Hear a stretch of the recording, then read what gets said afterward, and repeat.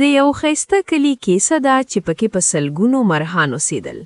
په دې مرغانو کې یو وړه مرغۍ هم وه چې عنایا نومې و. په دې کلي کې یو عادت و. هر مرغه به خپل کور ډیر پاک ساتو. خو مسله دا وه چې دوی به خپل کثافات یعنی ګند له خپلو ځالو بهر غورځو. ډیر زر د ځنګل ځمکه له کثافاتو ډکه شوه. عنایا په دې حالت خفه وه او له ځان سره یې وویل دا ټیک نه ده. موږ خپل ځانونه او کورونه پاک ساتو خو خپل شاوخوا مو څه خرا کړې ده. هغې ته یو حدیث رایاد شو. پاکوالی د ایمان نیمه برخه ده. عنایا سوچ وکړو. کامل ایمان دا دی چې موږ خپل ځمکه او چاپیریال هم پاک وساتو. بس عنایا په پاکولو پیل وکړ. هغې کثافات ټولول او ځای پاکوه. نورو مرغانو په حیرانتیا ورته کتل او پوښتنه یې کوله. عنایا دا څه کوې؟ دا خو ستا ځای نه دی.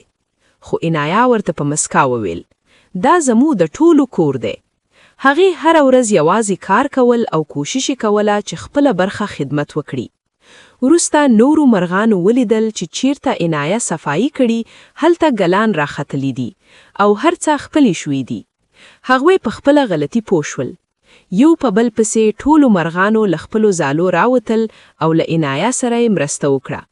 ډیر زر هغه ښایسته ځای بیرته د پخوا په شان پاک شو.